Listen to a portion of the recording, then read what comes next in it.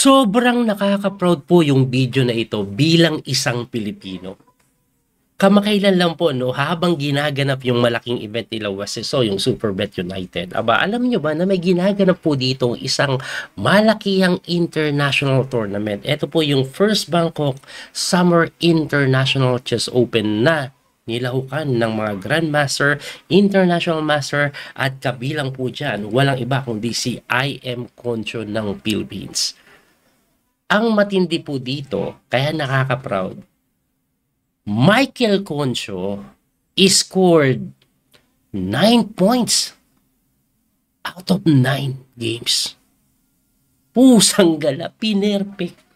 9 out of 9, siya po ang nag-champion sa torneo. At ipapakita ko po kung sino yung mga kasali, kung sino yung mga inubos niya.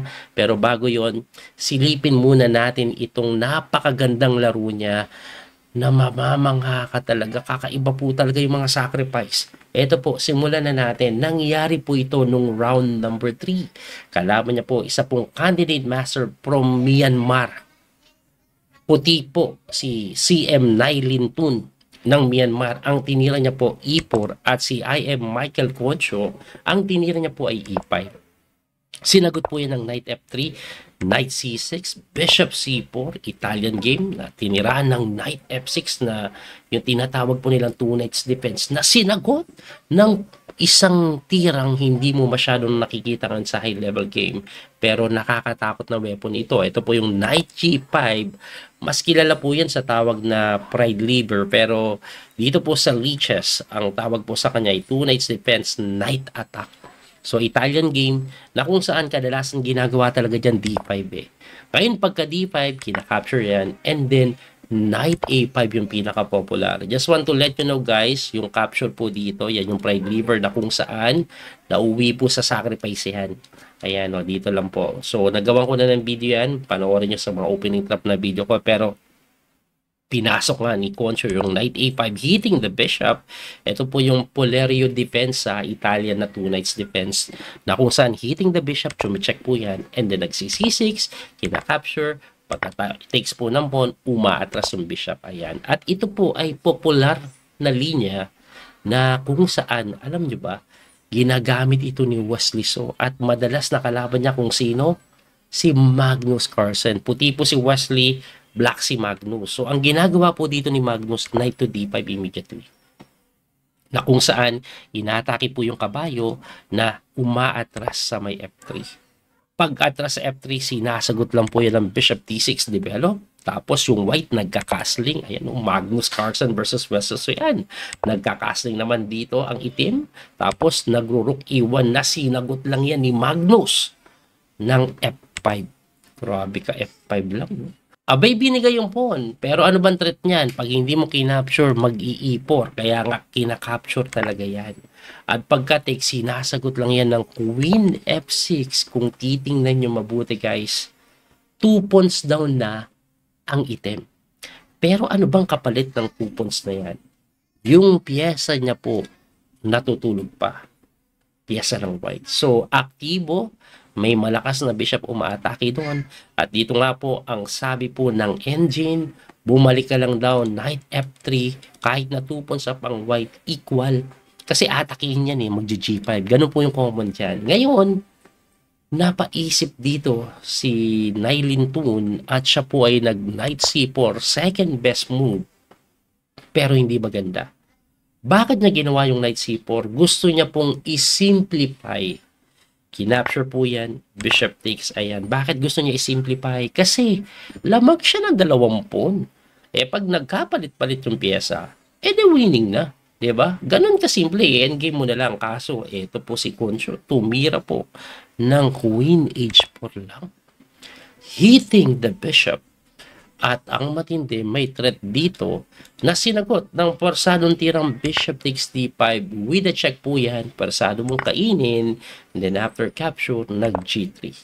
So pagka G3, tumakbo yung Rina, nag-Queen H3 lang. At according po sa engine evaluation, 2 pawns daw ng item, pero lamang po siya. Sa kadahilanan na natutulog ang pawn, ang daming weakness. Ang pinaka-idea niya po dito, later on, dadaan po dito yung bishop. Kung hindi man dyan, tutulak po ng F4, tapos susundutin dito, ganon, may mga ganong idea. Mate, ang tutulis ng bishop. Kaya nga po ito pong si Nailin Tun, natakot po sa F4 idea, naku, lahat mabubuksan, pati pala tore, nag-F4 na. At pagka F4, tinirahan agad ni Concho ng D4 na tira. Para lang yung D4, eto ilalagay niya yan dyan, atakihin. Grabe po, no? Grabe. Anyway, ito pong si Nailin Tun, hindi pinahintulutan yan. Nag-queen lang po sa F3. Pine-prevent po ito, may threat pa sa tore. O, di ba? May ganun. Tapos, ang matindi dyan, example, gumalaw yung tore mo kasi inatake, hahamunin yung reyna. Somehow, makaka-recover and then slowly develop ang gagawin yan. Pero, sabi ni Concho, yes, kung normal akong tao, yun ang gagawin ko. Abnormal pala to. Hindi, joke lang ha. Ang ibig sabihin, kung normal siya mag-isip, okay, tama ka. Kaso, malupit yung pinawalan ni Michael Concho. Mabibigla kayo. Ito po yung isang napakatinding tirang number 1 engine move. Bishop to B7. Pinakain lang po yung bishop ng buo. Ng buo. Of course, pag ikaw ay umiwas, baka po sagutin niya ng ganito Pakita ko lang kung iiwas, no? D3, and then bishop dito, and then mate. Ganun po ang gagawin yan. Kaya nga, kinapture yan. Buong buo Siyempre, kainin natin. Ngayon, ang tanong, bakit pinakain? Para saan? Well, again, hindi po siya nakadevelop, kaya tinirahan lang ng simpleng rook to E8. Ang idea, kain yung tore mo, mamatiin ka. Ganun ang mangyayari. Coach, kainin mo muna, hindi po tiniks yan. Kasi pagka tiks mo, paano mo ito didepensahan? Yan ang tanong. How to defend? Luluwa yung hari mo. Kasi rook dyan, tapos check dito. Ang pinaka-best move na nga lang daw po na puti, sabi ng engine, pahintulutan mo yon, depensa mo na lang yung F1. Ayan o. Queen B4, kaso rook E1 pa rin. At pagkaangat mo dito, tirahan ka lang ng rook to E6, intending to take here. Ang tanong, coach, balik lang, tabla? Hindi. D3 na ang kasunod. Oh, ano yan? Tinakpan lang po yung reyna. Di kainin. Meron pong bishop C5 Masakit yung bishop C5. Kasi pagpunta mo doon, check sa ilalim, ayun, ngisay-ngisay. Di ba? Yan po ang mangyayari. Kaya balik po tayo doon. Hindi nga po tinakes yung tore. Ayun. Ang ginawa niya, nag-rook to E3 na kung saan hindi yan ang best move. Ibalik lang natin. Ang best move daw po kasi, pakita natin yan, is queen to D5. Ano ngayon? Check, tatakbo lang. Hindi naman ito pwedeng i-takes kasi nga may capture doon. Ito ang kasunod niyan. Rook to E6 na napakaganda. Kahit papano, pag kinapture mo, iti-takes, hindi ka makaganon. Diba? Nabantayan. Baka magkaroon pa na chance sa makadevelop. Nabasa po lahat yan ni Concho. Kasi, ang gagawin pala dyan ng black, winning pa rin, queen to H5, with the idea of rook doon, at iilalim na naman, mamatihin ka na naman ng gano'n. Ako, napakasakit talaga. Lamang ka ng piyesa, pero hindi kasi nakadevelop. Anyway, silipin natin ito mabuti Baka sabihin nyo, coach, may depensa No? Isa-isahin natin yan. Isahin natin yung pagpumunta lang doon at pag kinapture din to. Pag tinex po yan, ang gagawin pala, mag-queen D1. Pagka queen D1, aangat ka, rook to E8. Ito po ang threat. At wala na. Wala nang mag-house. Kahit nga sabihin natin kainin mo na lang to, yan na lang, walang magawa. Hindi naman prevent. Di makadevelop yung knight, bishop, tore. Ito po mangyayari. Check. Takbo ka doon. Check na naman. Takbo ka dito. Capture na naman. Takbo ka dito. Teka, nakaligtas coach Wala nang check. May mate. Anong walang check? Ito matindi. Rook H5. Grabe. Lalim. Pinakain lang kasi pagka-check doon, mate. Grabe yun. Ang lalim. Ibalik na natin. Pasensya na. Pabalik-balik na. Kasi Ang tindi po ng mga sacrifice, talagang mapapaisip ka eh. O, ano pang gagawin? Eh di umuwi na lang, dumipensa. Kasi nga lamang ng piyesa. Eh di titira ka na ng rook e8. O, question, saan pupunta ang reyna mo? Pag ikaw ay umangat dito, checkin ka, tapos papasok yung tore. So, malamang queen f1 ang gagawin na sasagutin ng simple rook e2 naman. Mamatiin ka dito. At ang only way to defend is itulak. Saan natin itutulak? Siguro dito. Aba, pagkapunta dyan, d3 lang na tumataginting. Magtataka ka dyan eh. Para saan yan? Simple lang, no? Pag tinira mo yung knight, na atake yung tore, bishop c5.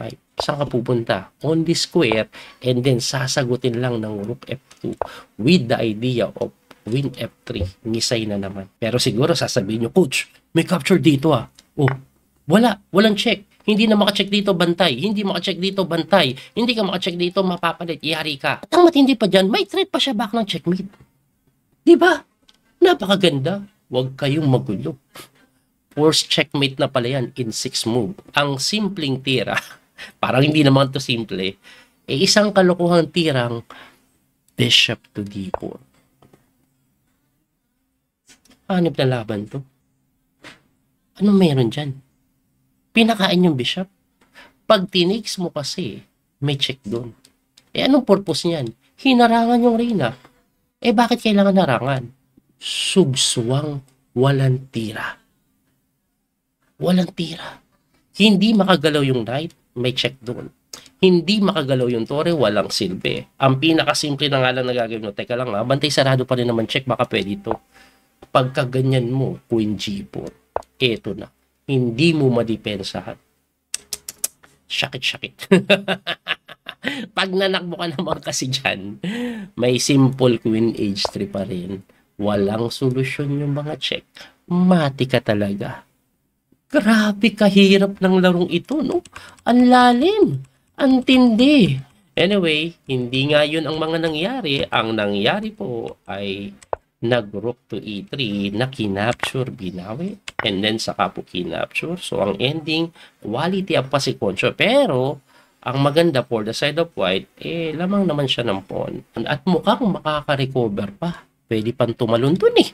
Diba? Makaka-recover pa. Tapos slow development. Oh, solve pa. Tapos may pass-pawn nga dito eh. Ayan oh.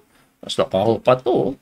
Looking good for the side of white. Pero, again, looking good yan kung normal na tao si Concho. I mean, normal po mag-isip. Very normal yan. Mabait na bata yan.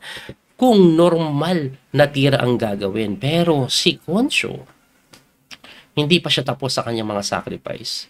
Kasi another number 1 engine move yung pinawalan niya. Grabe. Bishop takes f4. Out of nowhere, binigay yung bishop. Persadong isa-isahin na naman. Pinapahirapan ako ni Concho. Unang-una, anong mangyayari? Pag kinapture mo yan ng pawn, di ba? Magkakaroon ng check. At ito po ay easy win kasi mati agad. Okay? Madali lang yon. Eh, ang tanong, anong mangyayari pag itong isa ang pinang-capture?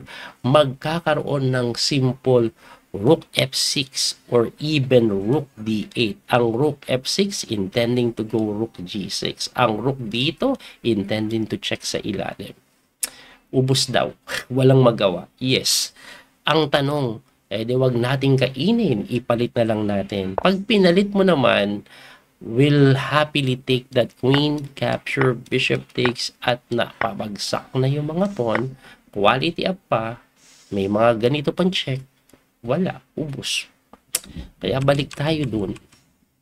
Ang ginawa po ng kalaban niya, nag-win na lang po at dumipensa na kung saan sinagot ni Concho nang wala akong pakialam sa bishop ko, dumipensa ka man, kakainin ko pa rin yan. Pusang gala. Talagang pinamimigay yung bishop. Sabi niya, depensa ka pa. O eto, kainin mo na. Sa'yo na yan. Siyempre, kinapture po yan na sinagot lang ng f4. Ay, hanip na yan. Grabe yun. Babaliw ka talaga. Promise. So, pinakain yung bishop. Pero pagka f4, hindi matikman, malilibre yung reyna. Pag umatras yung bishop, yan yung malupit eh. Atras lang. O anong mangyayari? pawn takes lang, hitting the queen, mapipilitan ka queen takes. Actually, nag-resign na po yan, pero pagka queen takes G3, rook sacrifice na naman ang gagawin. At pagka takes, boom, hanggang dulo, puro sacrifice ang gagawin. Force mate. Sobrang nakakamangha na laban. Grabe yun. Nabaliw ako, promise. Ang daming sacrifice na magulo na hindi mo maintindihan sa unang tingin mo. Diba? Kakaiba. Grabe ka-talented na bata ito, no?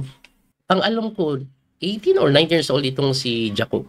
Anyway, sobrang lupit ng laban. At ito hindi lang po yan yung biktima niya. Tingnan niyo po yung kanyang overall performance sa torneo. Ayan po, 9 out of 9. Ang sumusunod sa kanya, 7 points, si Nitin Babu, saka si GM Das Sayantam ng India. Tapos si Daniel Quezon, kasali din pala, 4th place. At ayan po yung kabuuan na kasali. Tingnan niyo po yung mga biniktima niya. Lahat po yan, biniktima niya. Ayan, no? With the performance of 2,970 pang Super Grandmaster. Grabe, oh. Wala pinerfect. Performance rating niya, parang sinasabi dito, mas malakas pa siya kay Magnus. 2970. Abnormal na performance kasi talaga yun. Perfect sa torneo. Usually may isang tabla ka at least eh. Pero wala. Wala siyang pinaligtas. Grabing performance yun. Nakakabilib talaga, di ba? Anong masasabi niyo, guys? Talented ng mga Pilipino, no? Kailangan lang talagang bigyan ng break tulad nito ni Concho. Anyway, sana po nag-enjoy kayo at may natutunan sa video na to. Muli, ito po yung Coach PD Master Daniel Causo. Hanggang sa muling pagkikita. God bless po mga kabiyahe. Don't forget to like and share, follow and subscribe. Bye-bye po. Salamat. That little mouse, 'cause I'm an albatross.